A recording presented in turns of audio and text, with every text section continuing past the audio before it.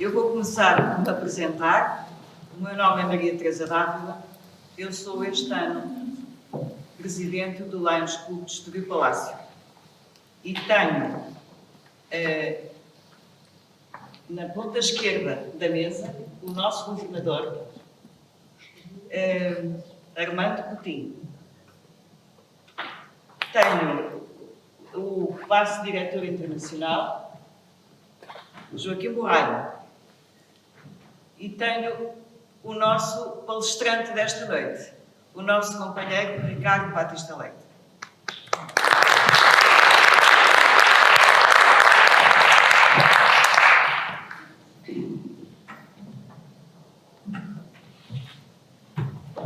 Esta sala é muito bonita, não acham? Pronto, e nós vamos imaginar que por trás das últimas filas que estão ocupadas estão, de uma forma invisível, todos aqueles que disseram que vinham, mas que não estão visíveis. Portanto, vamos imaginá-los ali. E vamos dar umas palmas a eles.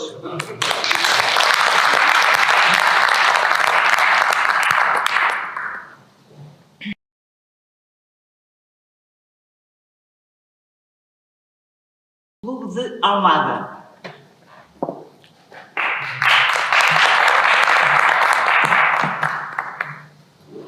Costa da Caparica, Praia do Sol.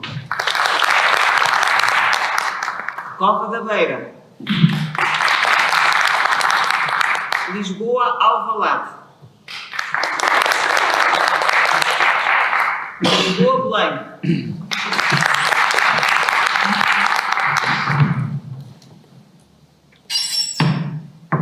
Lisboa, Mata.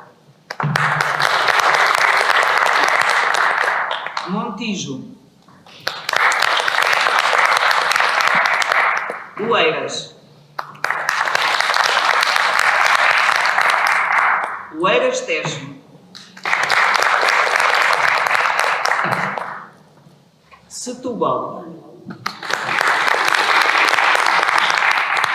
Vila Moura. Estoril Palácio.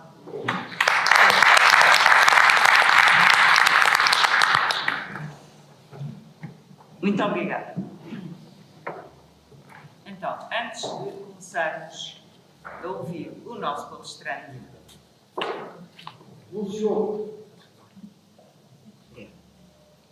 eu hoje trago aqui uma relíquia que vos vou mostrar.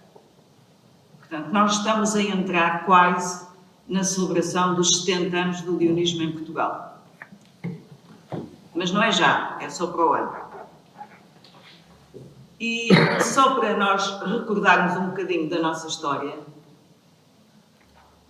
em 1948 houve um funcionário que eu ainda não consegui perceber exatamente o que é que ele fazia, que era Alfonso de Negri, que contactou o Sam Levy para que se fundasse em Portugal um Clube Lion.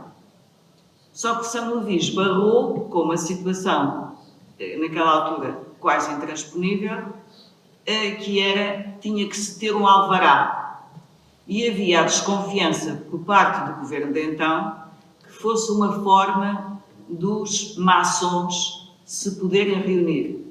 Porque eles sabiam que o leonismo, tal como os rotários, foram fundados, cada uma das associações, por dois maçons. Então, não passavam de maneira nenhuma esse alvará. Até que portanto, o Lions Internacional conseguiu que também se fundasse o primeiro clube no Brasil, em 1952. E pediram ao primeiro clube do Brasil, que é o Rio de Janeiro, Mater, que fosse o padrinho do clube de Lisboa.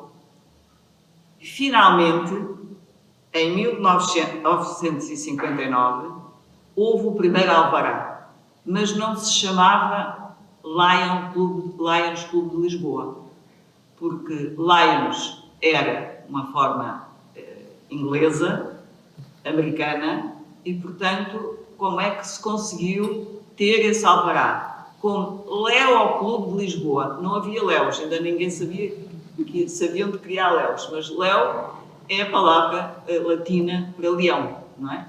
Portanto, era o Léo Clube de Lisboa. E isto que aqui está é um simulacro de estatutos do primeiro clube, e muito engraçado porque tem o nome das pessoas, dos Lions que assinaram, mas há um que não assinou.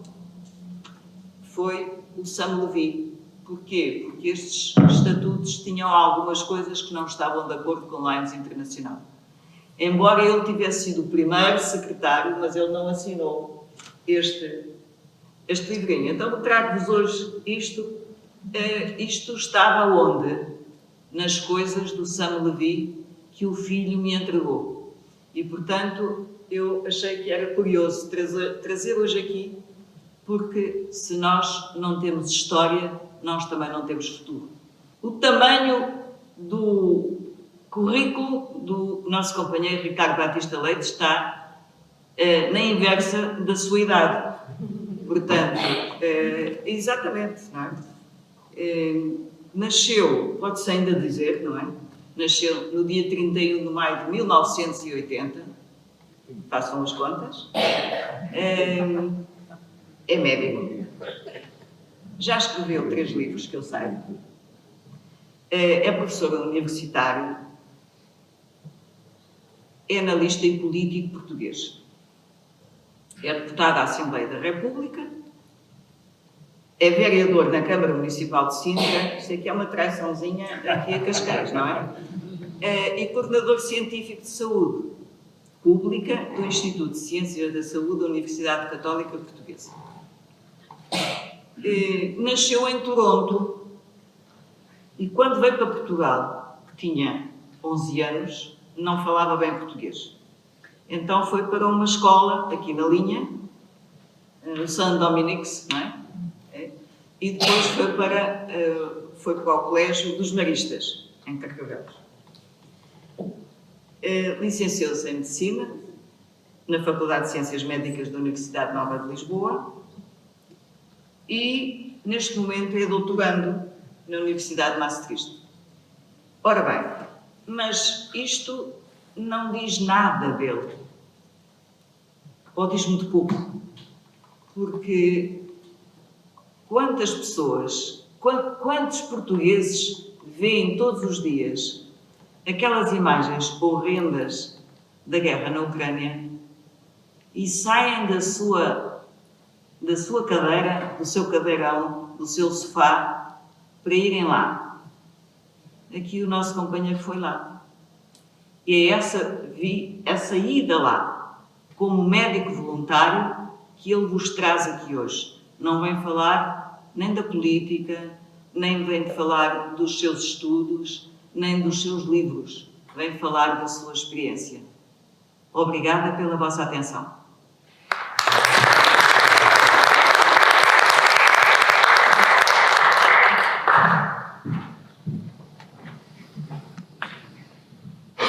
Muito boa noite a todos e cumprimento o Sr. Governador e a Sra. Presidente e a Teresa, a quem agradeço muito o convite, mas também as palavras que me dirigiu agora e que me deixam muito sensibilizado. Diz bem, é uma pequena traiçãozinha a Cascais, a ser hoje vereador em Sintra, mas foi nesta casa precisamente onde também decorre a Assembleia Municipal com grande frequência de Cascais, que aprendi muito da política, sobretudo do poder local. E como bom Lion que eu quero tentar ser, procuro levar as boas práticas para os concelhos ao lado. E, portanto, não entendamos como uma traição. Eles têm muito a aprender, mas não falemos de política. Quero cumprimentar a todos aqui presentes, um particular cumprimento para a minha colega deputada na Assembleia da República, a Fernanda, e agradecer muito, vejo aqui muitos amigos, muitas caras conhecidas e muitos rostos novos que ainda não conheço. E aquilo que vou partilhar aqui hoje é precisamente uma experiência que vivi durante o período das férias parlamentares, no sentido de procurar dar um apoio, mesmo que singelo, no âmbito daquilo que foi e que é a horrível guerra fruto de uma invasão bárbara pela Federação Russa naquele país. E só para dar algum contexto, na altura, quando se iniciou a guerra, eu ofereci logo os meus serviços à Embaixada da Ucrânia, mas durante muito tempo não obtive resposta. Mas depois surgiu a resposta pela senhora embaixadora, que me pôs em contacto com o Pavel Sadok, tenho pena que ele ainda não tenha chegado, espero que ele venha. Normalmente não me falha, é o presidente da Associação dos Ucranianos, porque ele tem um papel, eu diria, fulcral na organização desta visita, porque no final do dia foi ele que me desafiou, no fundo, perante a minha disponibilidade, não apenas fazer voluntariado, mas aproveitar esta ocasião para podermos fazer uma campanha de angariação de fundos por uma causa específica, sobre a qual falarei mais adiante. E, portanto, no fundo, foi juntar aqui um voluntariado com a oportunidade de, também, pela plataforma pública que assume pela força das funções políticas, poder dar voz àquilo que eram as necessidades do povo ucraniano, particularmente no campo da saúde, e conseguir fazer essa viagem com o apoio financeiro da organização não governamental que eu fundei em 2017, que é a UNITE, que é uma rede global de parlamentares pela saúde global, e, portanto, num esforço de diplomacia da saúde, foi possível participar. Portanto, aquilo que eu trago aqui uma série de imagens, porque eu quis, ao preparar esta sessão, depois da nossa conversa, não trazer aqui palavras, mas permitir levar-vos ao metaverso, como agora se diz. Pudessem mergulhar naquilo que foi a minha experiência e pudessem fazer a viagem comigo, dentro do possível. É evidente, não consigo transmitir os cheiros, as sensações que temos no dia-a-dia, mas consigo ir partilhando os sentimentos. E este foi o primeiro momento, que foi a despedida da minha mulher, no aeroporto de Lisboa. Nesse mesmo momento também tinha-me despedido pouco antes dos meus pais, e a verdade é que ia para uma situação de incerteza, e com filhos em casa, uma pessoa vai sempre com o coração apertado, não o escondo. E cheguei a Cracóvia. Logo à chegada, aqui temos na estação de comboios, como podem ver, logo um ponto de... Portanto, isto é a estação de comboios de Cracóvia, uma das principais, onde muitos ucranianos, como sabem, não há aviões a sobrevoar a Ucrânia, portanto, vêm de comboio, e têm estes postos como este, que no fundo parecem bancos alimentares, onde se dá o primeiro apoio aos refugiados e se dá um primeiro contacto a quem lá chega. E esta é a plataforma onde esperava pelo comboio para depois ir para a cidade fronteiriça, porque eu fui de avião até Cracóvia, e depois da cidade fronteiriça com a Ucrânia, que é Smysl. No comboio conheci a Júlia. A Júlia vem da zona de Donbass, que, como sabem, é uma zona muito afetada pela guerra, que tinha feito uma viagem de 14 horas, de 48 horas antes, para tentar uma reunião na Embaixada do Canadá, para ver se conseguiria levar o resto da família para lá. A Embaixada não lhe respondeu e ela teve que voltar e estava na viagem de regresso, porque ela tinha o filho, o marido e os pais no Donbass, e de facto eu partilho esta história particular porque é uma de milhares que uma pessoa vai encontrando pelo caminho. E cheguei a Smysl. E quando cheguei a esta estação, devo dizer que fui no final de julho, agosto, portanto, já alguns meses de guerra decorriam, já não havia aquele êxodo de milhares de pessoas. Mas mesmo assim, centenas de mulheres sozinhas com filhos estavam ali na estação, e eu que tinha um compromisso com as pessoas na cidade, tive que ficar quase uma hora nesta estação, com este jovem, um jovem voluntário que estava lá, que nós os dois é que pegávamos nas cadeiras de bebê das senhoras, porque não há escadas rolantes naquela estação, a poder levar as cadeiras de bebés para o piso inferior, porque as senhoras deixaram os maridos para trás para a guerra e elas estavam literalmente em fuga. E para onde é que elas iam? Iam para esta casa. Esta casa é um centro cultural, ou era um centro cultural, de intercâmbio cultural entre a Polónia e a Ucrânia. liderada por estes jovens que lideravam um programa cultural até que começou a guerra.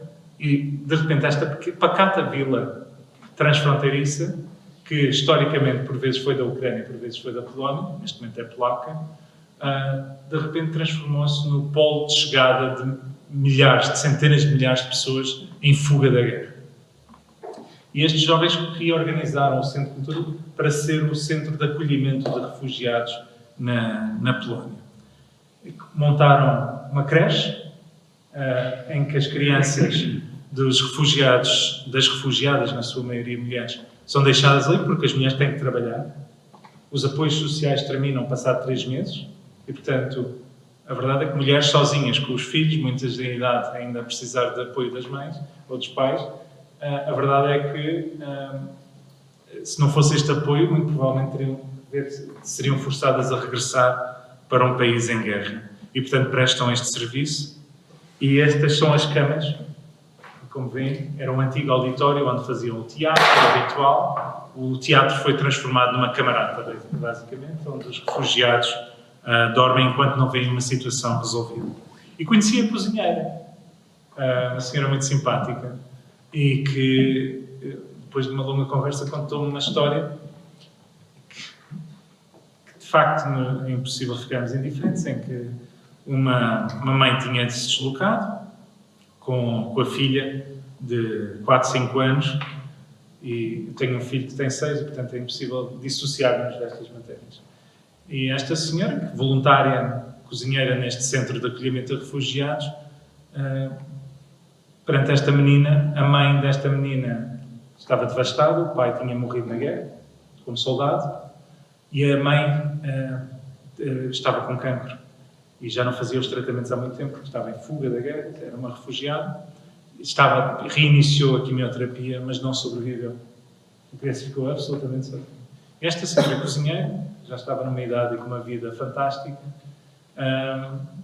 podia fazer o que quisesse da sua vida, decidiu adotar aquela menina. E, portanto, no meio da guerra vão surgir pequenos anjos da guarda.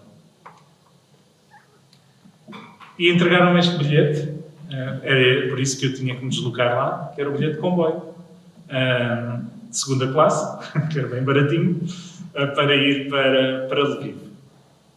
Esta foi a fila que encontrei para apanhar o comboio.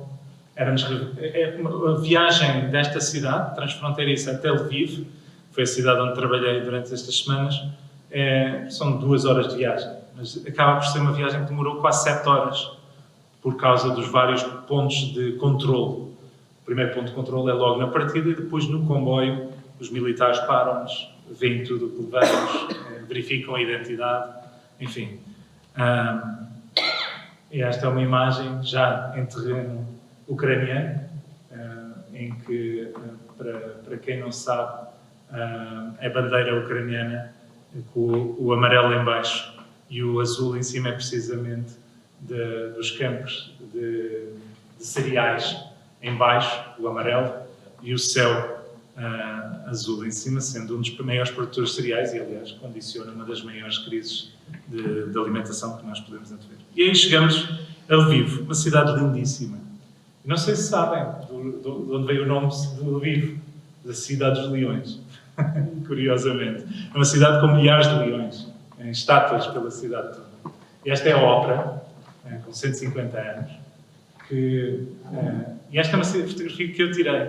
Portanto, durante o dia, as pessoas tentam viver a sua vida, tentam manter alguma normalidade. Há pessoas a cantarem na rua, mas não sei se reparam ali as janelas todas tapadas, porque o receio de bombardeamentos a qualquer momento tentam preservar os monumentos como podem. Mas as pessoas, ao tentarem manter a normalidade, foi durante a minha estadia que reiniciaram a época de ópera na cidade. E, portanto, esta dualidade entre viver-se uma guerra e, ao mesmo tempo, tentar manter uma vivência cultural. E o padre Oleg, que está aqui, é o líder do movimento Caritas na Ucrânia, na região de Lviv, foi quem me recebeu no comboio, por intermédio do Pavel Zadok, o presidente da Associação dos Ucranianos, e quem me deu a mão durante o meu tempo lá. Foi quem me acompanhou sempre que eu precisei. Uma alma generosa que tem uma fundação, a Fundação João Paulo II, que dá apoio aos refugiados. Eu assisti a uma missa em que no final as pessoas todas recebiam sempre um saco com alimentação, em que de facto é um homem extraordinário e que muito me ajudou e que eu precisava de um sítio para ficar durante o meu tempo lá. E havia uma casa, um apartamento que era usado como centro de dia para crianças com necessidades especiais, mas como estávamos no verão, a casa estava vazia. E, portanto, transformaram o escritório dessa casa num quarto. Esta era a minha cama. E no meio da casa havia este sofá verde. Como podem ver, não tem janelas à volta. E, portanto, eu não tinha um bunker, mas várias vezes durante o dia e durante a noite tocavam as sirenes, porque sempre que havia uma ameaça de poder cair um míssil. E, portanto, sempre que tocava as sirenes, o sítio mais seguro da casa era precisamente neste sofá. Portanto, dormi muitas noites enrolado naquele sofá verde, precisamente à espera da sirene para voltar a poder deitar na cama. E, portanto, só para perceberem a dimensão de quem está há meses no contexto de conflito. E que durante a noite, se houver dois ataques dos russos, e normalmente são durante a noite, porque é uma guerra psicológica também, a pessoa está a trabalhar durante o dia, durante a noite toca o alarme para as pessoas se refugiarem. Toca o alarme a dizer que já é seguro para voltar. Toca o alarme para se refugiarem. Toca o alarme para se refugiarem. E de repente, às 7 ou 8 da manhã, toca o despertador para voltar a trabalhar. Dia após dia após dia. Aqui está mais um monumento, uma igreja, como podem ver as janelas totalmente tapadas, e podem ver ali as estátuas também com uma espécie de engaioladas para tentar, de facto, proteger de bombardeamentos. E fui muito bem recebido, organizaram muito bem o Presidente da Câmara de Lviv, um verdadeiro líder, recebeu-me a Presidente da região de Lviv também. Visitei o Hospital Militar, não me foi autorizado a tirar fotografias de lá dentro. Posso dizer que as condições ficavam muito aquém daquilo que seria necessário. Pessoas, muitos mutilados de guerra, é um dos grandes problemas. De repente, com a guerra, há muitos mutilados e não há capacidade de produção de próteses, não há capacidade de proceder à medicina física e reabilitação que estas pessoas precisam. E fui levado ao Hospital Regional de Lviv e foi aqui, precisamente, que me apresentei ao serviço como voluntário para trabalhar e fui recebido pelo presidente do hospital, pelo diretor do hospital, que me ofereceu a bata que vai ficar em exposição, posso dizer, no Museu da Farmácia de Lisboa, juntamente com uma exposição à volta da Ucrânia, que eu ofereci à farmácia. E podem ver os sacos de areia atrás, todo o hospital está protegido, dentro do possível, com estes sacos de areia. Puseram-me a trabalhar, então, fui recorrendo os vários serviços, com os colegas, fui dando apoio na medida daquilo que ia sendo possível. Aqui é o serviço de urgência. Aqui, só para terem uma noção, conseguem ver o que é uma sala de internamento deste hospital. Como podem ver, as condições são aquém do desejável.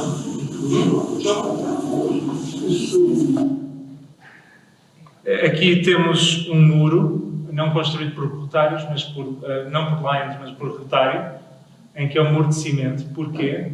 Naquelas janelas ali atrás está o serviço de hemodiálise. O que é que acontecia? Sempre que toca a sirene, avisado de um possível ataque por mísseis, nós tínhamos que pegar nos doentes e trazê-los para os bunkers. Mas um doente a fazer diálise não pode ser deslocado. E atrás daquela parede de cimento estão os depósitos de oxigênio. Se porventura caísse ali um míssil, seria uma explosão de grande dimensão e os doentes a fazer diálise não teriam qualquer hipótese. Para tentar minorar, no fundo, o impacto, os rotários ofereceram-se para construir aquela parede de cimento que pretende, no fundo, absorver o impacto. Como eu dizia, os doentes adultos, quando tocam as sirenes, temos que os deslocar. Para estes bunkers subterrâneos que podem ver aqui, que são nas caves do próprio hospital, que eles converteram em camas, aqui sítios onde se podem sentar, onde se podem fazer consultas, no fundo tentar manter a atividade do hospital. Enfim, não sei se conhecem hospitais, mas poderão perceber facilmente que as condições fazem-nos lembrar provavelmente os nossos hospitais dos anos 50 ou 60, aqui um bloco operatório. vemos aqui as condições do hospital, e estamos a falar do hospital regional, o principal hospital com cerca de 3 mil funcionários, mas devo dizer, 3 mil funcionários, dos quais apenas 5 médicos saíram do país desde o início da guerra. Toda a gente decidiu ficar. E quando eu perguntava aos colegas, porquê é que não foste, com filhos, com tudo, eles dizem, se nós fugirmos, eles ganham. Era a resposta. Assumiam que o seu trabalho como médicos, como enfermeiros, como profissionais de saúde, era parte do esforço de guerra. E não tinham qualquer dúvida da vitória. Aqui mais um bloco. Agora, algo que me impressionou bastante foi esta tenda. Eu vi a tenda no meio do campus hospitalar. Só para terem uma noção, não sei se conhecem o Hospital Corri Cabral, por pavilhões, é muito semelhante a este hospital. E no meio de 2 pavilhões estava esta tenda. Eu, o que era aquela tenda? Eles, tivemos que montar um sistema, e aqui tenho um vídeo que demonstra, em que temos que estar preparados no caso de um ataque químico. E, portanto, se houver um ataque químico, os doentes são levados para dentro da tenda, como podem ver aqui. E na primeira parte da tenda, basicamente, tem aqui as cadeiras para as pessoas se sentarem, enquanto esperam para serem atendidas, para depois serem amangueiradas, retirado o produto químico. Ali tem a mangueira, estão a ver ali as mangueiras, a água vai ali diretamente para o esgoto, fizeram a ligação das águas residuais, e só depois das pessoas passarem pela tenda e serem devidamente lavadas é que são depois levadas para o passo seguinte, para depois serem levadas para o interior do hospital depois de um período, não é de quarentena, mas um período de espera. Aqui tem os vários passos, naturalmente, que os profissionais estão treinados para terem que estar devidamente equipados enquanto fazem esta lavagem aos doentes. Enfim, eu nunca tinha lidado com uma realidade de um potencial ataque químico e é de facto chocante, só a perspectiva. Aqui está mais um dos bunkers. Este é o bunker da maternidade. Esta é a equipa da maternidade e aqui tem uma sala de parto no bunker. Portanto, quando não é possível fazer os partos por cima de terra, é aqui, podem ver ali os sacos de areia, e já nasceram, ou pelo menos quando eu estava lá, já tinham nascido 7 bebés nesta sala, com aquela equipa. Um outro bunker, ao lado, era o bunker onde estava a unidade de cuidados intensivos neonatal. Esta unidade de cuidados intensivos foi decidido colocar-se permanentemente debaixo de terra. E porquê? Porque perante um ataque por mísseis não é possível deslocar incubadoras. São equipamentos muito pesados, com bebés muitas vezes instáveis, muito precoces, e a verdade é esta. Lviv, sendo uma das cidades mais próximas da Polónia, é, portanto, a cidade para onde fogem muitos daqueles que estão a fugir da primeira linha de guerra. E, portanto, uma cidade que teria, em média, 1 milhão de habitantes, chegou a ter mais de 2 milhões, e quando eu estava lá tinha cerca de 1,5 milhão. Muitos, portanto, deslocados internos, muitas mulheres com gravidezes mal acompanhadas ou não acompanhadas, e, portanto, muito mais bebés prematuros a precisarem de cuidados intensivos. E aqui tem, portanto, isto é a descida das escadas para dentro do bunker. O bunker era um armazém subterrâneo, foi convertido com o apoio de instituições polacas, conseguiram construir a unidade de cuidados intensivos neonatais, onde estavam muitos bebés, muitos nascidos com 28, 29, 30 semanas. E aqui tem, podem ver, felizmente o equipamento era bastante avançado. Como digo, muitas ofertas internacionais, a Polónia teve um papel importante. Aquelas coisas pretas que vêm ali são os respiradores, portanto, que mantêm alguma circulação de ar. Mas, como veem, eu andava sempre de t-shirt. A t-shirt, passado 1 hora a trabalhar aqui, estava colada ao corpo. E estas pessoas estão a trabalhar ali desde março. Quando os bebés se estabilizam, saem das incubadoras e vão para aqui, que é, digamos, os serviços intermédios. E estes serviços intermédios sempre lotados, precisamente pela procura enorme, muitas mães vindas precisamente do leste. E, portanto, aqui temos uma outra imagem desta unidade, e a tal unidade onde os bebés vão depois de saírem de uma situação de perigo. Enfim, aqui uma imagem de uma das muitas enfermeiras a alimentar um destes bebés prematuros. E foi aqui que eu conheci a Milana, que é esta jovenzinha, de 28 semanas, que nesta fotografia ela estava com uma sepsis, portanto com uma infecção sistémica grave, 28 semanas que nasceu, O irmão gêmeo morreu no parto, ela sobreviveu e não havia qualquer ideia como é que ela iria aguentar-se e a mãe estava ansiosa. Voltaremos a Milano mais à frente. Um outro projeto num outro hospital da cidade, este era um hospital que é da Câmara Municipal, portanto, onde eu trabalhei é o Hospital Regional, mas a Câmara Municipal pediu-me para eu visitar este projeto, porque eles estão apostados em construir um grande projeto de reabilitação física para servir não só militares, mas também civis a precisarem desse serviço, para os mutilados. E é um hospital enorme, este seria o equiparado, digamos, ao nosso Santa Maria, ou quase, e nesse sentido eles tiveram que fazer um bunker de muito maiores dimensões, que poderemos ver aqui, construíram um bunker para o caso de um grande ataque à cidade, com a capacidade de cerca de 300 camas, que era mais ou menos 1/3 da capacidade do hospital. E conseguiram fazê-lo também com donativos deles, conseguiram montar 2 camas de cuidados intensivos neste espaço, conseguiram montar um bloco operatório neste espaço e, portanto, enfim, dentro do possível, foram preparando isto. Todas as imagens foram filmadas por ele. E conseguem ver como, no fundo, estes administradores hospitalares e as equipas de profissionais de saúde se vão preparando. Neste hospital deu entrada esta jovem, uma jovem enfermeira. Peço desculpa, algumas das imagens são um bocadinho impactantes. Ela foi vítima de um bombardeamento. Ela veio da zona oriental, perdeu as 2 pernas, passou uma fase de recuperação muito difícil neste hospital, mas o namorado acompanhou todo o processo e durante esse processo de recuperação decidiram casar dentro deste hospital. E esta é uma imagem do dia do casamento. Mais uma vez, há sinais de esperança em tempos de guerra. Este é o Hospital de Doenças Pulmonares, particularmente orientado para doentes com tuberculose. Aqui outras imagens de lá. E é um hospital, de facto, que serve uma população com enorme procura, e a tuberculose multiresistente, que é um problema grave, que já existia antes da guerra e agora está em crescimento exponencial. Na realidade, ninguém tem uma verdadeira noção da dimensão do problema e irá ter, inevitavelmente, um efeito de agravamento de todos os indicadores de tuberculose na nossa região europeia. Mas tem uma unidade de cuidados intensivos, tem um papel muito importante durante a pandemia, e o padre, ali o Oleg, o tal que vos apresentei há pouco, ele teve Covid e teve internado nos cuidados intensivos deste hospital durante semanas, mas felizmente está entre nós e a trabalhar. E diz-me ele para perder peso, e ainda não vi essa parte. Mas sim. Depois temos uma outra realidade que se vive na cidade de Lviv, que é o ritual constante de funerais em tempo de guerra.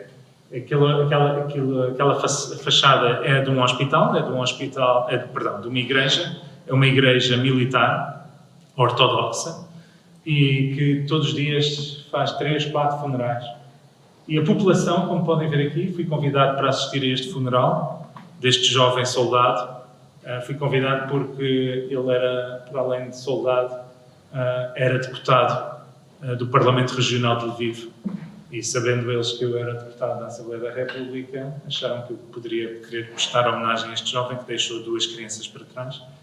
Mas, como podem ver, os pares fazem este ritual todas as vezes. Estamos a falar de uma cerimónia com banda militar, com a presença dos populares, 2, 3, 4 vezes por dia, de crianças da terra que voltam em caixões.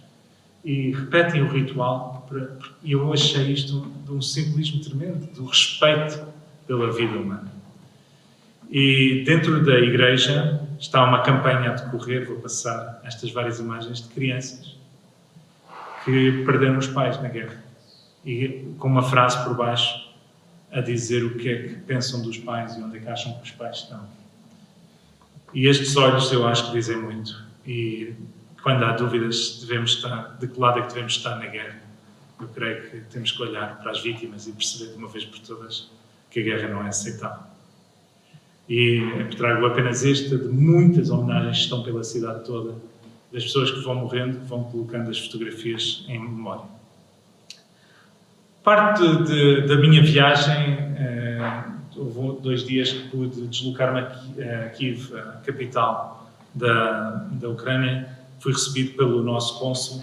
Devo dizer que o Ministro dos Negócios Estrangeiros, o cônsul, o embaixador, foram todos de um apoio extraordinário. Felizmente não precisei de muito, mas estiveram sempre disponíveis e presentes. E quando vamos para um contexto de incerteza, saber que os nossos estão lá, à distância de um telefonema, é de uma enorme segurança e, portanto, também um sinal de gratidão aos nossos diplomatas que estão na primeira linha também. Aproveitei esta ida à capital da Ucrânia para visitar uma das maiores maternidades do país, que é a maternidade número 3, estou aqui na entrada com parte da equipa, como podem ver também nos sacos de areia, neste bunker que eu vos vou mostrar agora. Durante os primeiros 3 meses da guerra, enquanto havia uma ordem de confinamento obrigatório, estiveram centenas de pessoas durante 3 meses dentro deste espaço. Foi improvisado. Era uma maternidade, portanto, nasceram mais de 100 bebés nestes corredores durante aqueles primeiros 3 meses de guerra. E há partes destes corredores onde nós vemos uma série de desenhos nas paredes, crianças, porque não tinham nada que fazer. E, portanto, basicamente passavam os dias a desenhar. Vemos aqui onde os bebés e as mães ficavam. Percebemos as condições. Enfim, fizeram o possível, a partir do momento em que começou a guerra, de improvisar estes espaços, que eram armazéns, como em qualquer hospital. Quem conhece os calabouços do Hospital de Santa Maria não seria diferente na nossa realidade, e adaptaram, colocando as camas e colocando todos estes equipamentos. Aqui são imagens que me facultaram durante esses meses, aqueles mesmos corredores que eu acabei de vos mostrar, cheios de pessoas, as enfermeiras a trabalhar, pessoas não saíam daqui. E aqui temos um dos mais de 100 bebés que nasceu naquele bunker e que, graças à dedicação e resiliência deste povo, estão ao serviço e hoje estão bem e estão a crescer em Kiev e certamente irão ajudar a reconstruir uma Ucrânia livre. Tive a oportunidade de conhecer 2 colegas deputados, uma delas já conhecia, a Galina. Conheci o Igor, que tem a curiosidade não só de ser deputado ucraniano, mas ser o presidente do Grupo de Amizade da Ucrânia e Portugal. E, portanto, as relações diplomáticas existem. Ele manifestou enorme vontade de vir a Portugal e em setembro, passado 2 meses, estivemos juntos, precisamente cá, em que ele veio, no fundo, fazer a diplomacia pela Ucrânia, pela causa ucraniana. E eles estão muito comprometidos como deputados, mantêm-se em Kiev, mesmo com os bombardeamentos. E os 2, aliás, vêm da zona oriental, da zona de primeira linha da guerra, têm feito um trabalho extraordinário. Mas o que me foi muito chocante foi, há poucas semanas atrás, não sei se se lembram, que houve um enorme raid de bombardamentos em Kiev. O Igor mandou-me imagens. Este par, quando nós tivemos, foi alvo deste ataque por míssil, precisamente onde nós tínhamos estado. Tive uma reunião com o Vítor Liasco, o Ministro da Saúde ucraniano. Tivemos a oportunidade de trocar muitas impressões, ver como é que Portugal poderia apoiar, no fundo, no âmbito da diplomacia da saúde. Ele partilhou depois uma mensagem vídeo a seguir para Portugal, que eu aproveito, que eu acho que vale a pena recordar. Шановні друзі, цей нелегкий час війни, коли держава-терорист по-варварськи руйнує цілі міста, а разом з ними лікарні, школи та житлові будинки, для мене честь звертатись до вас, тих, хто підтримує Україну та українців в усьому світі. Дякую португальському народу, українцям, для яких Португалія вже стала другою батьківщиною, парламентарям і уряду країни в підтримці нас та наших медичних працівників, які сьогодні стоять на захисті життя, так само, як і наші воїни захищають світову демократію та демократичну Європу. Українці – сміливий народ, і навіть в умовах війни ми знаходимо можливості для руху вперед та співпраці з європейськими партнерами. Отримання статусу кандидата в члени Європейського Союзу ставить перед нами нові вимоги, але разом з тим створює нові можливості як для відбудови, так і посилення системи охорони здоров'я в Україні. Для того, щоб наші стандарти лікування та догляду за пацієнтами відповідали кращим європейським практикам. Я дякую за підтримку нашого євроінтеграційного процесу та менторство, яке Португалія готова надавати Україні в нашому становленні як повноцінного члена європейської сім'ї. Окрема подяка за ініціативи з розбудови та оснащення українських лікарень, в тому числі пологового будинку Львівської обласної клінічної лікарні, що підтримується Асоціацією українців в Португалії. Якщо у вас є прагнення допомогти, ви можете перейти на сайт ініціативи UP або на окрему сторінку єдиної платформи підтримки України United24 та дізнатись, як підтримати Україну, наших мужніх лікарів та пацієнтів. Разом ми переможемо. E tivemos aí na voz do Ministro o apelo à nossa campanha de angariação de fundos, sobre a qual voltarei aqui a pouco. Portanto, estas são imagens de uma cidade imponente em guerra, a cidade de Kiev, onde se vêem, no fundo, resquícios daquilo que foi uma era soviética, mas que hoje é uma Ucrânia livre. E no centro vemos estas bandeiras que representam as vidas que se vão perdendo nesta guerra e uma cidade em guerra. Após esta visita a Kiev, na viagem de regresso, sempre conduzido pelo padre Oleg, decidimos passar pelas cidades mártires de Bucha e Irpin. Só na cidade de Bucha, os russos, quando invadiram a cidade, mataram 10% da população. E o que me chocou quando visitei Bucha é que não fazia a menor ideia, ignorância minha, que era uma cidade de classe média alta. Poderia ser perfeitamente qualquer bairro aqui do Estoril, aqui da Parede, de Carcavelos, e uma cidade absolutamente destruída. Visitei este local, foi aqui a vala comum, onde os russos iam matando barbaramente as pessoas que iam encontrando e indo colocando nesta vala comum. As imagens que vou mostrar são, portanto, isto é nas traseiras de uma igreja ortodoxa. As imagens que vou mostrar são da exposição que está dentro da igreja, algumas das imagens são chocantes. Esta é a igreja onde eu tirei a fotografia, a vala comum. Portanto, depois dos ucranianos recuperarem a cidade de Bucha, abriram a vala e foram tirando os corpos recuperados. Pessoas abandonadas no meio da rua, atadas. E podemos ver aqui a forma como a cidade foi sendo destruída. Estamos a falar aqui de um condomínio de luxo, completamente destruído. Lojas, habitações.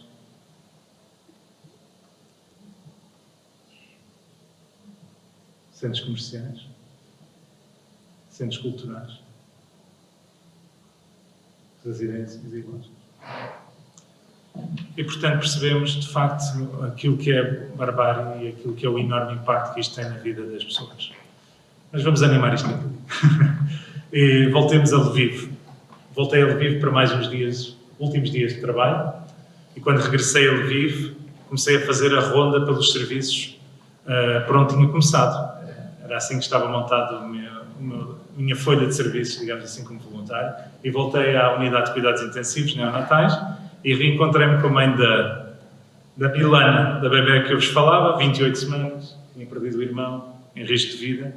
Como podem ver aqui, já ao colo da mamã, já mais gordinho, aqui já em plena recuperação, ainda estava a fazer antibiótico aqui nesta fase, mas claramente a recuperar. E podem ver aqui a carinha da Milana, forte recuperação, demonstrando claramente que ia ser uma guerreira. E no caminho de viagem, de Kiev a Lviv, quando parei numa estação de serviço, encontrei, não uma, mas duas, 3 marcas de vinhos portugueses, o que o que só demonstra que os ucranianos também vendem álcool nas autoestradas, que eu sou contra, mas a marca Mateus está em todo lado, até no meio da guerra, de facto. Quando cheguei ao último dia no hospital, o diretor do hospital ofereceu-me uma blusa típica da Ucrânia, cujos símbolos lá dentro têm o símbolo que está ali no meio, se calhar conseguem ver, o símbolo que está no topo da bandeira, que é uma conjugação de letras que, separadas, formam a palavra livre, que é o símbolo da Ucrânia livre. E pediram-me para apoiar o padre ortodoxo na bênção aos médicos recém-licenciados que iriam começar a trabalhar no novo ano no hospital. E aqui foi um momento de despedida em que juntamos todos à porta do hospital, inclusive com o presidente da região de Lviv. E falava o ministro há pouco na tal maternidade nova. É uma maternidade que está aqui, pronta a ser usada, mas que faltam ainda alguns equipamentos, nomeadamente um sistema de oxigenação, falta um sistema de ventilação e faltavam geradores para poder começar a funcionar. Estamos a falar de um hospital que tem em média 3.000 partos por ano, nascem cerca de 3.000 bebés por ano, agora mais, mas durante o tempo que estivemos lá, portanto, montamos uma campanha com a Associação dos Ucranianos a Viver em Portugal e durante o tempo que estivemos lá, as Nações Unidas responderam ao apelo e ofereceram os geradores. Aliás, 3 geradores que estão atrás de nós aqui. Esses 3 geradores são suficientes não apenas para a maternidade, mas para dar apoio a outras unidades. E conseguimos angariar com donativos individuais, mais de 200 pessoas doaram cerca de 10.000 euros, mas mesmo assim faltam ainda cerca de 100.000 euros para conseguir concluir a obra. Uma obra que ficou interrompida por causa do esforço de guerra. Todas as verbas disponíveis foram desviadas para o esforço de guerra e, portanto, uma maternidade ali ao Monte Semear, à espera do investimento e, portanto, continuamos a apelar quem puder apoiar, €1 que seja, o que puderem. Ucraniaportugal.pt foi o site que montamos e ontem à noite a Zoriana, que é a assessora da imprensa da administração do hospital, mandou-me esta fotografia, que é do mesmo sítio onde eu tirei aquela selfie com toda a equipa à noite, em que o gerador vai mantendo os serviços mínimos porque os bombardeamentos voltaram a atacar a central elétrica de Lviv e ficaram mais uma série de horas sem resposta e eles vivem no pânico de um dia não conseguirem recuperar energia a tempo, o que doentes em hemodiálise, doentes em cuidados intensivos, doentes a serem num bloco operatório, a angústia que é. Partilho ainda este momento, que para mim foi dos mais impactantes emocionalmente. Depois de uma longa viagem de carro, no regresso o Padre Oleg ofereceu-se para me levar de carro, para não ter que ir de comboio. E quando chegamos à fronteira entre a Ucrânia e a Polónia, atravessamos a fronteira, o meu passaporte serviu para tal, para muitos outros não serve. E ao atravessarmos, vemos aquela bandeira azul com as estrelas amarelas em círculo e vemos as planícies verdes de um lado e do outro da autoestrada e vemos a paz, e vemos a prosperidade e vemos aquilo que é o projeto europeu. E se calhar foi dos momentos da minha vida onde mais me senti orgulhoso pelo aquilo que é sermos europeus e perceber a importância de nós apoiarmos a Ucrânia a fazer parte desta grande família. Que o Padre Oleg, no momento da despedida, precisamente, já no aeroporto de Cracóvia, e a Júlia, que serviu de tradutora durante todo esse tempo que eu estive lá, porque o Padre Oleg não dizia uma palavra de inglês. Entre a Júlia e o Google Translate íamos sobrevivendo. No mercado de Lviv encontrei estes recuerdos, comprei muitos, foram os presentes que eu trouxe para os meus amigos aqui em Portugal. E à chegada tinha este meu amigo à minha espera e tinha a minha mulher, a filhote. Os outros 2 mais velhos não me deixam usar a fotografia com eles, mas voltar à família é provavelmente das coisas mais reconfortantes. Numa fase em que, quando voltamos num contexto deste, eu nunca tinha trabalhado num contexto de guerra, há uma fase de readaptação até psicológica e estar com a família ganha outro significado e valor. E uma fotografia que me foi enviada há 2 semanas atrás pela mãe da Milana. Está aqui.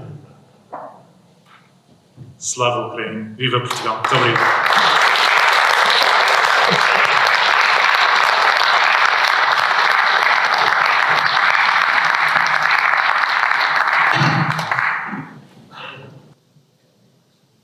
Todos ao mesmo tempo, não.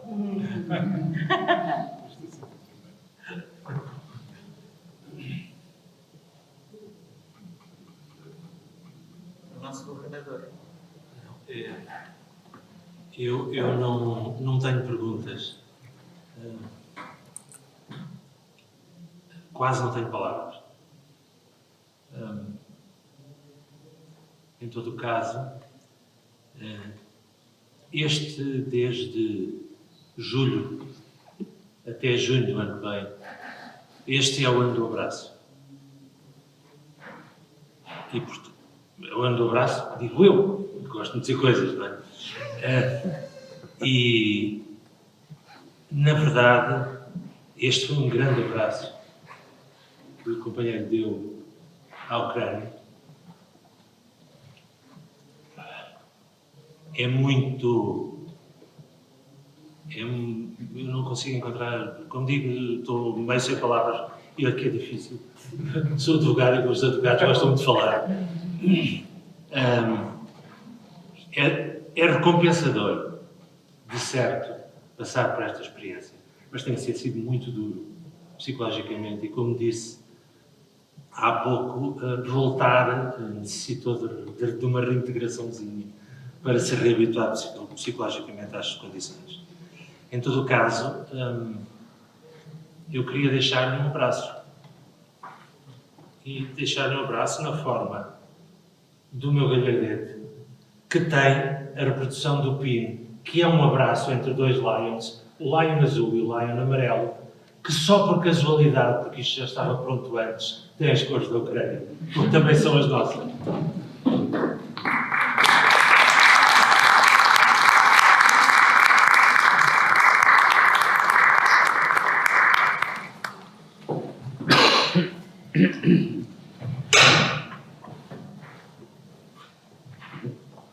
O Estoril Palácio, neste momento, ainda não tem os galhardetes. Estão-se a fazer. Mas tem uma coisa. Tem um reconhecimento aqui para o nosso companheiro, que é um certificado de honra ao mérito do Lions School Estoril Palácio, em reconhecimento pelos serviços humanitários prestados, demonstrando o mais genuíno espírito leonístico e pela brilhante palestra Um Lion Médico no Inferno.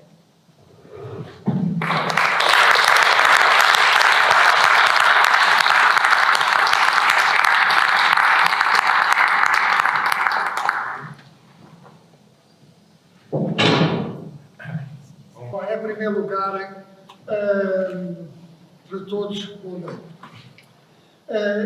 um agradecimento pessoal e da instituição dos Lions por esta grande palestra. É importante nós recebermos a experiência de quem lá esteve. Nós também temos uma experiência não tão próxima, mas das pessoas que estiveram na Guerra do Ultramar. Eu próprio estive lá, em 66, e, portanto,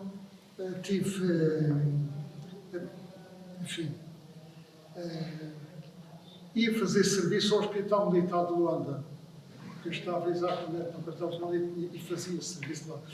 E lá passava-se muito coisas desse ano. Eu vi pessoas chegarem de helicóptero penduradas, porque traziam outros dentro do helicóptero. Portanto, muito obrigado por lembrar aqui. E gostava também de lembrar que os Lions também, desde a primeira hora, têm apoiado, por exemplo, na Primeira Guerra Mundial, os Lions estavam lá. Fomos lá nessa altura que nasceram. Na Segunda Guerra Mundial, portanto, a mesma coisa. E, portanto, a Europa sempre teve os Lions do seu lado em todas as circunstâncias. E neste momento, falou-se aqui em dádivas, neste momento Lions Internacional já pôde oferecerem aos Lions da Ucrânia para apoiar água, medicamentos e roupas, 2.800.000 dólares. Claro que o dinheiro é sempre pouco. Pode parecer muito, mas é muito pouco. Mas é o que vamos podendo fazer. E se nós formos capazes, também individualmente, poder ir ajudando, foi aqui falando, um euro, e portanto, provavelmente a nossa fundação consegue ajudar mais. Mas, portanto, de facto, os Lions também, nestas situações, estão sempre na hora. Como foi lembrado aqui, na hora, dentro de 24 horas, 10.000 dólares de emergência aparecem logo, de imediato. E, portanto, o resto, vamos andando. E, portanto, os Lions, estamos cá, sempre, para ajudar as comunidades nas circunstâncias várias. Obrigado a todos por terem vindo escutarem este nosso companheiro. Obrigado.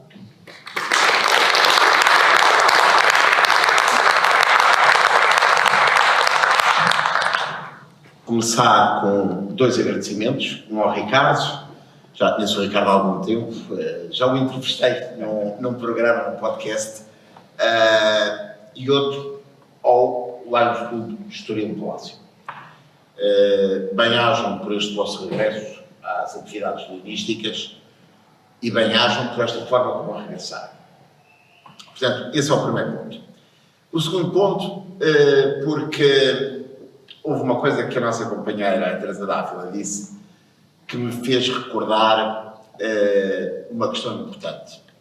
A nossa companheira Teresa Dávila dizia que tinha reparado nas fotografias, em programas de televisão, nas fotografias na rede social, e mesmo aqui, que as senhoras ucranianas se arranjavam, não parecia aquela gente com as roupas rasgadas de guerra.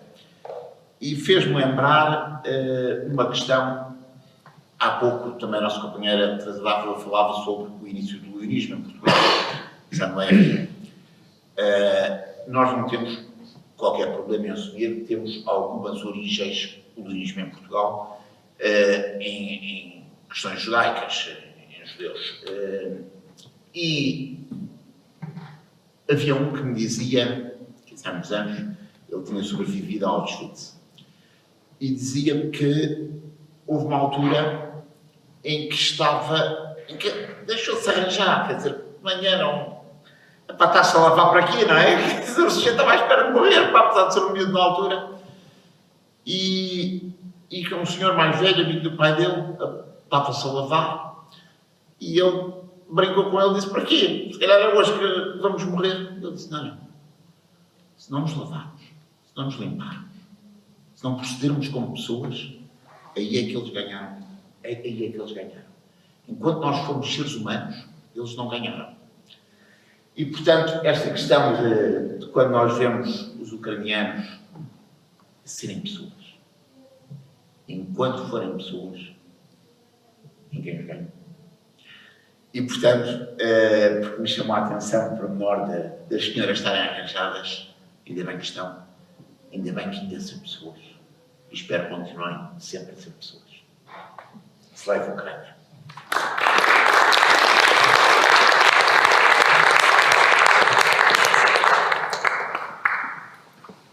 Boa noite, companheiras e companheiros. Eu quero saudar de uma forma particular o Lions Clube Estoril por esta iniciativa e dizer-vos que não me surpreende esta atitude do Ricardo. Eu conheço o Ricardo há 3 anos, desde que estou no Parlamento. É de facto um ser humano muito sensível, é um colega extraordinário e de facto esta missão que ele fez muito nos honra a nós, honra-me enquanto Lion, honra-me enquanto pessoa e honra-me enquanto parlamentar. E acho, Ricardo, que este é um testemunho que tu tens que levar a mais sítios, porque de facto há poucos Ricardos neste mundo e nós temos que, enquanto Lions, ter orgulho naquilo que tu fazes e naquilo que muito podes dar ao leonismo e podes dar a este mundo e sobretudo em circunstâncias difíceis como essas que encontraste na Ucrânia. Parabéns, Ricardo, e continua.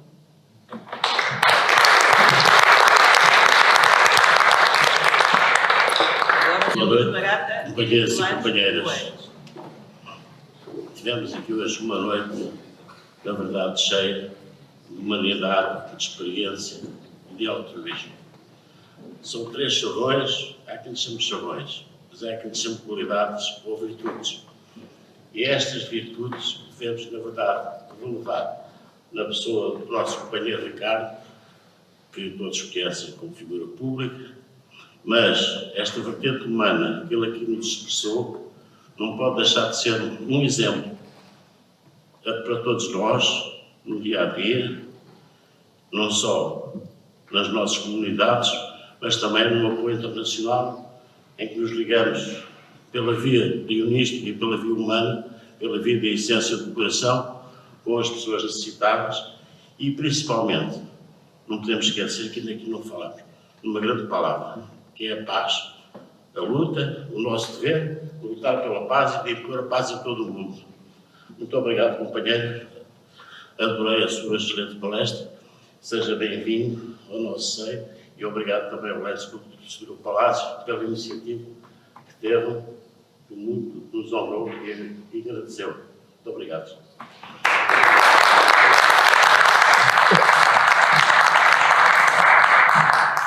Todos, e não estava à espera deste pedido de intervenção. Obviamente que queria congratular o Clube de Lions Estoril Palácio pela iniciativa. Acho que é sempre inspirador para todos nós vermos o espírito leonístico, como é que ele se pode concretizar no terreno, seja a nível nacional, seja a nível internacional. Obrigada pela sua intervenção.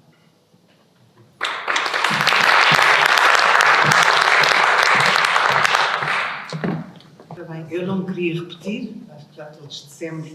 Eu sou suspeita, porque eu gosto muito, muito do Ricardo, sabe isso, conheço há muitos, muitos anos. Faz parte de uma altura da minha vida especial, nós fizemos em conjunto. Muito obrigado, Ricardo, por esta partilha. Eu muitas das imagens já tinha visto, então aquela da menina, como é que ela se chama? A Milanda foi algo que nos sensibilizou imenso, mas eu dei muita atenção, talvez não se tenham percebido disso, mas isto é um bocadinho defeito. Aquela imagem final da Anjinha, do João, que estavam quando o Ricardo chegou. Aquela imagem, para mim, tem tanta força, não é neste nível comparativo, mas como tinham as outras todas. Aquela fotografia da família, quando o apanharam cá, já sossegadinho, com a certeza que estava tudo bem. Muito obrigado, Ricardo, por tudo. E muito obrigado por ter disponibilizado a vir ao nosso clube. E muito obrigado ao Lisboa, ao Estoril Palácio pela organização. Mas principalmente obrigada a ele.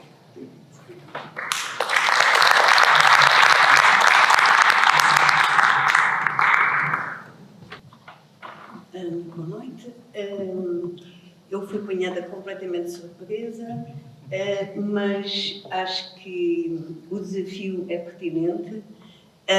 Gostaria, antes de mais nada, de dar os parabéns ao Clube de Turismo de Estoril Palácio, justamente por esta iniciativa, e realmente congratular-me pela brilhante apresentação, porque acho que é de uma profundidade e de uma sinceridade que acho que ressalta nas imagens, do modo como é dito, das pequenas observações muito profundas, muito simples, mas objetivas, e que vai direito ao que é importante, deixando de fora o que provavelmente poderia ser desenvolvido, mas que não é, mas que se subentende. E, portanto, acho que é uma reportagem brilhante, compreensível, meio e fim. Dito isto, acho que realmente a questão de falar da paz e daquilo que é aquele programa que vem desde o início dos Lions como um concurso, é verdade que é um concurso, podia não ser, mas a ideia de pôr as crianças a ter que refletir sobre a paz, eu acho que é realmente fantástico. E nós, Portugal, temos abraçado esse concurso há muito tempo. E eu acho que se deve conservar. E se, de algum modo, isso foi importante, hoje em dia, mais do que nunca. E, portanto, companheiros, não deixemos nunca de colaborar neste concurso. Muito obrigada.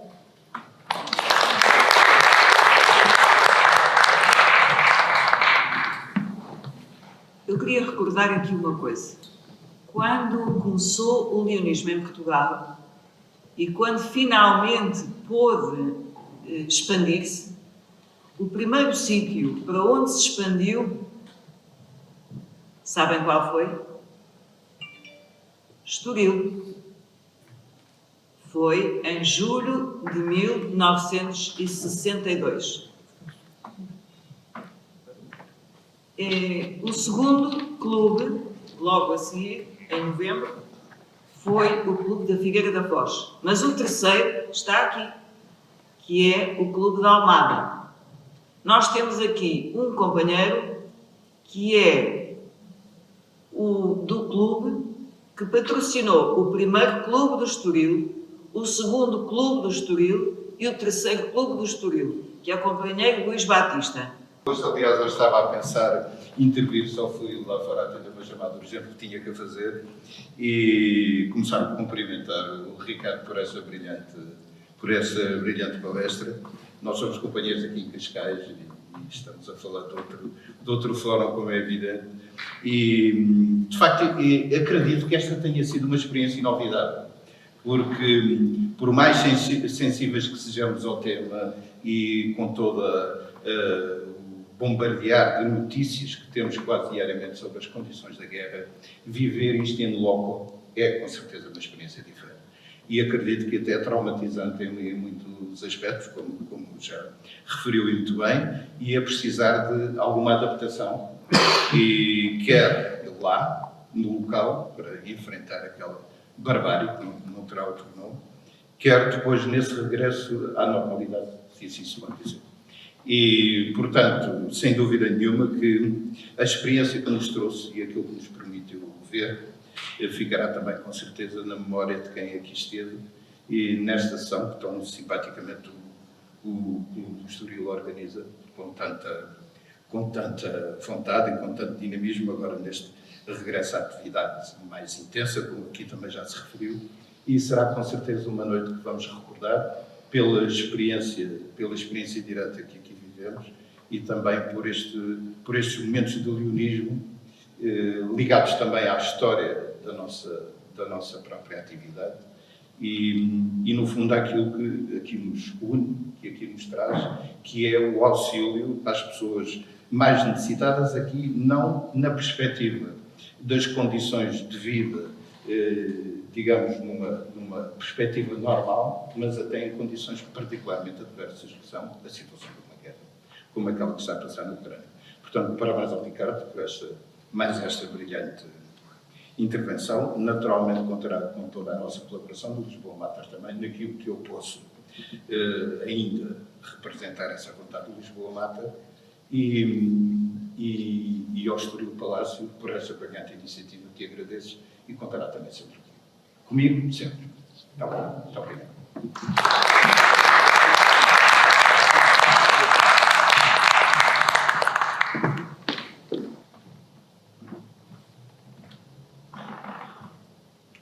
Muito obrigado.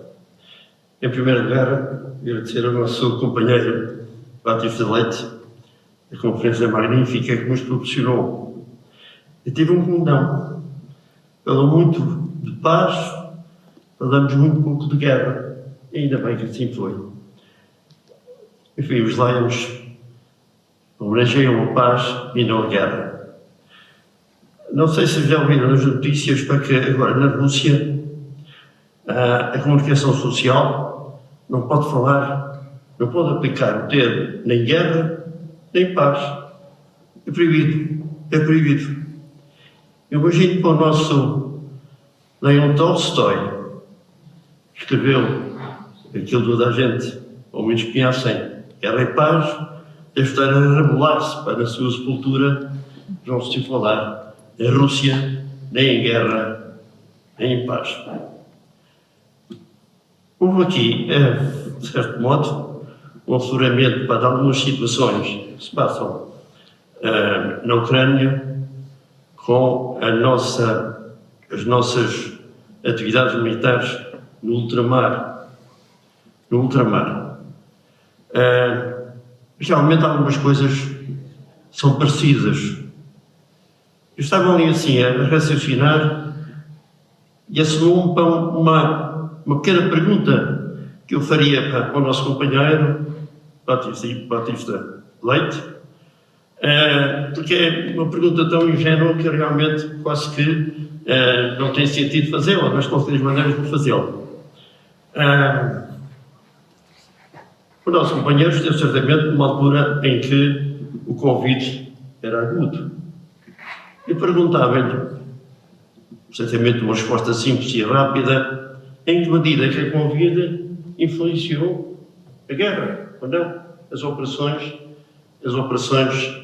militares em curso, e em que medida até o Serviço Nacional de Saúde, se é assim que se pode chamar, na Ucrânia, terá, de certo modo, apoiado o esforço de guerra também, porque sabemos que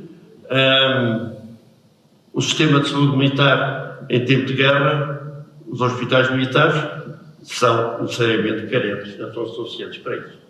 Portanto, deixava esta pergunta, enfim, muita coisa varia por dizer, certamente, não é verdade? Passaríamos daqui assim uma semana inteira a falar sobre este tema, mas enfim, assumo estas duas perguntas que eu agradecia, se pudesse fazer a favor de agradecer.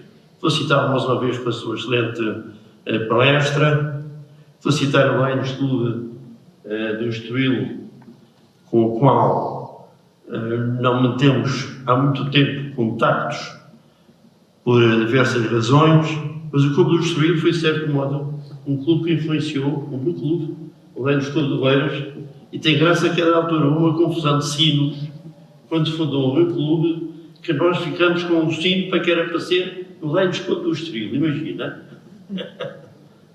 Mais uma vez, muito obrigado, muitos parabéns a todos.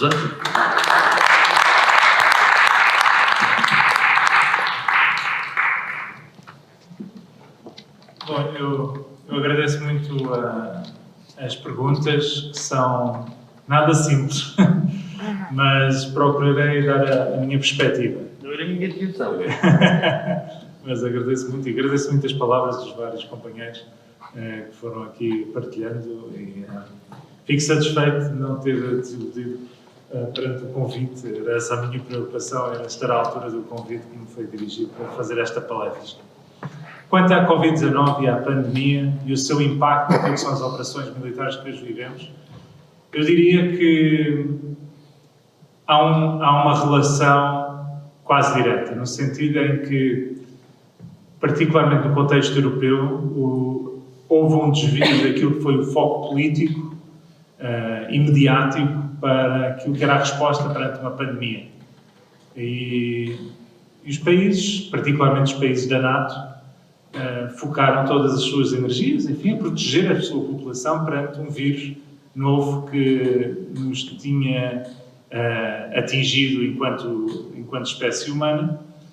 E isto levou, por um lado, a demonstrar um conjunto de fragilidades no nosso sistema e na nossa arquitetura de saúde global, como se viu. Enormes fragilidades do ponto de vista daquilo que foi o fornecimento de materiais e necessidades básicas, a nossa enorme dependência de determinadas geografias, como a China, e, portanto, levando a uma ruptura absoluta daquilo que era a visão prévia de uma economia global. Hoje estamos a caminhar no sentido da autossuficiência regional, novamente, fruto desse contexto, e levou mesmo a que vários líderes europeus tivessem desvalorizado, a meu ver, aquilo que são os riscos dos equilíbrios geopolíticos e de desvalorizarem instituições importantes como a própria NATO. É preciso não esquecer que o Emmanuel Macron, o presidente francês, declarou, as palavras eram dele, a NATO de cerebralmente morta, há pouco tempo atrás. E houve um enorme desinvestimento destes países naquilo que era a proteção nesta organização, do qual Portugal é um país fundador, e que, no fundo, é suposto garantir a paz e a prosperidade no pós-guerra, na pós-Segunda Guerra Mundial. E, portanto, eu diria que há uma correlação direta nesse sentido, e esta vontade imperialista russa sempre existiu da parte do regime corrupto de Vladimir Putin, que claramente em 2008, com o ataque à Geórgia, em 2014, com a invasão da Crimeia, nós cometemos uma série de erros enquanto europeus ao acharmos que ele ficaria por ali e que os acordos de Minsk seriam suficientes para travar a sua vontade imperialista.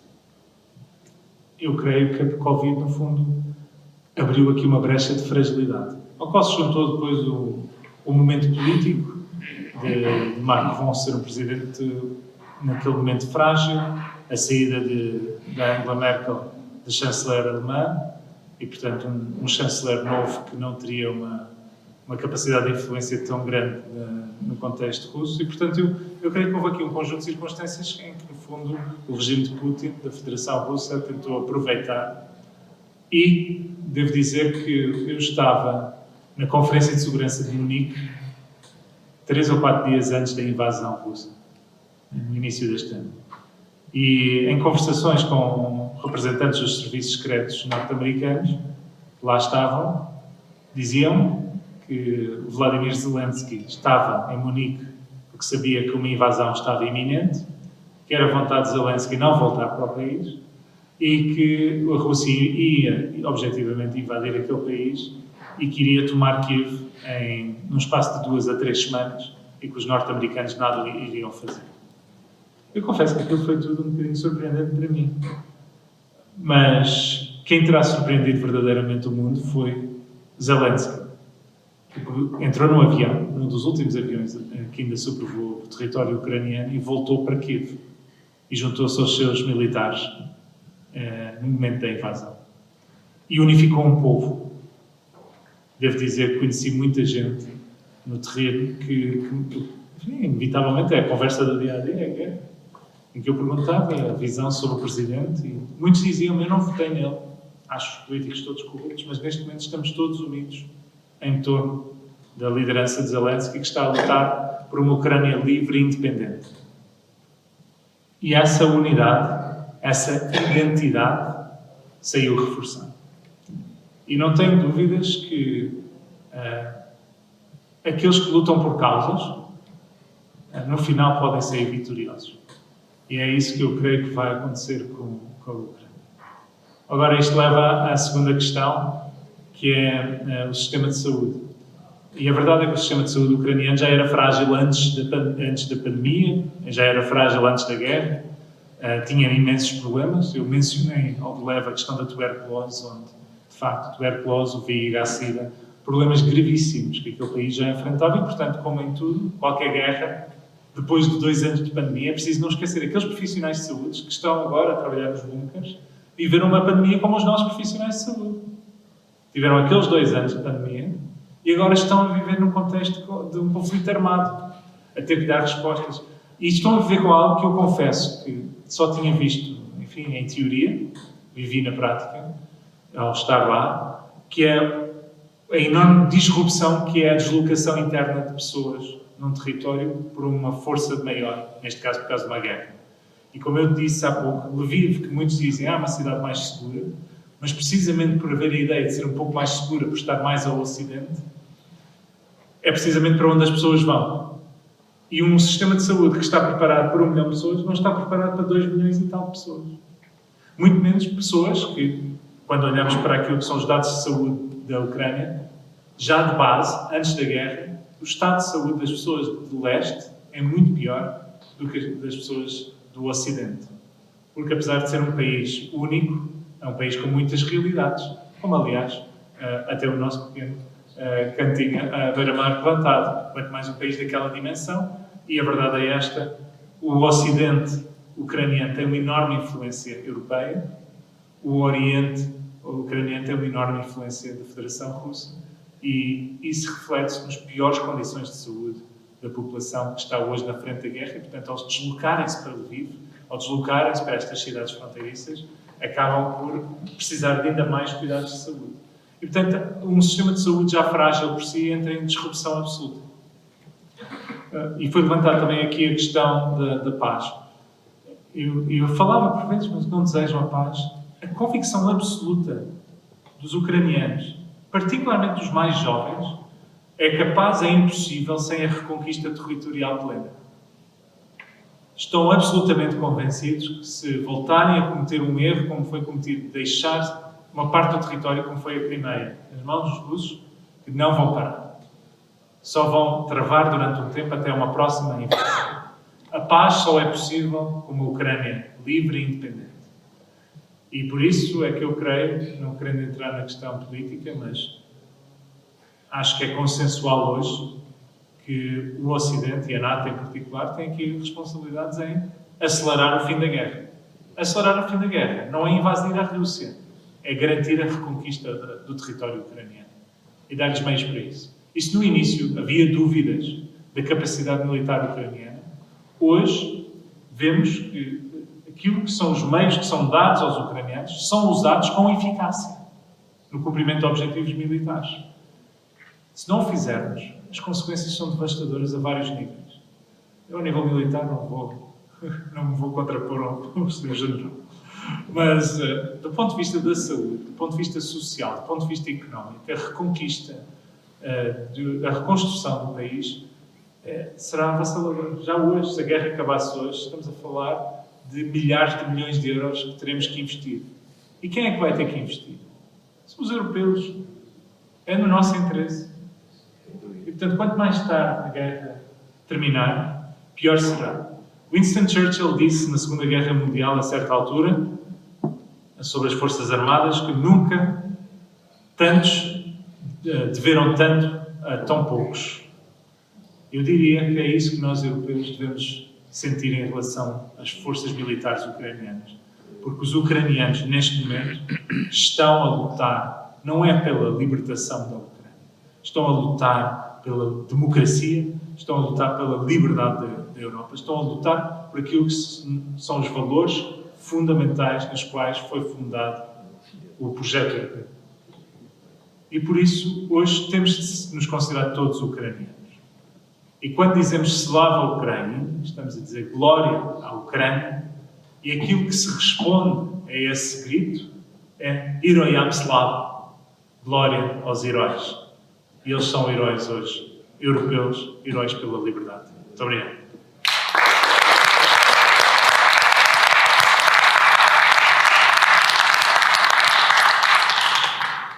Antes de encerrar, e para cumprirmos o nosso compromisso com a Fundação Dom Luís, que nos cedeu esta sala, eu queria ouvir, gostava, não é que não queria, eu gostava de ouvir alguém do meu clube também a manifestar-se. E faço aqui um repto aqui ao nosso companheiro Eduardo. Quer dizer alguma coisa?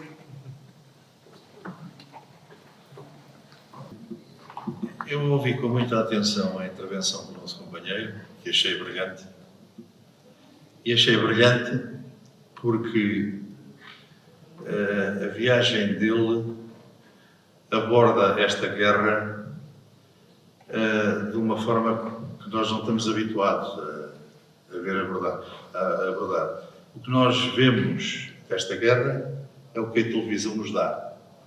E o que a televisão nos dá, com todo o respeito, Sr. General, são colegas seus a falarem da guerra, das bombas, dos aviões, dos bombardeamentos, das táticas e das estratégias. Bom, acho que isto é inacreditável. Como é que as televisões portuguesas e os órgãos de informação não têm o bom senso de fazer uma abordagem semelhante àquela que o nosso companheiro fez? Porque eu estou convencido que o povo ficaria muito mais sensibilizado a ver coisas destas, a perceber a guerra e o sofrimento. Eu até digo mais, eu acho que esta reportagem que o companheiro fez é uma reportagem de paz. O que nós vimos aqui foi paz. Não viram guerra, viram tiros. Há algumas balas, alcançam umas paredes furadas e tal, mas pouco se percebe. Portanto, para concluir, desejar-lhe as maiores felicidades nesta tarefa que deve continuar. E até lhe digo mais, acho que deve mobilizar outras pessoas com as mesmas sensibilidades para mostrarem ao nosso povo este tipo... Eu falo, eu estive na guerra também, em Moçambique, corri Moçambique de les a les, vi as maiores atrocidades que lá foram feitas e já me chegou. Não quero mais disto, não é? Portanto, muito obrigado pelo que nos apresentou aqui e muitas felicidades.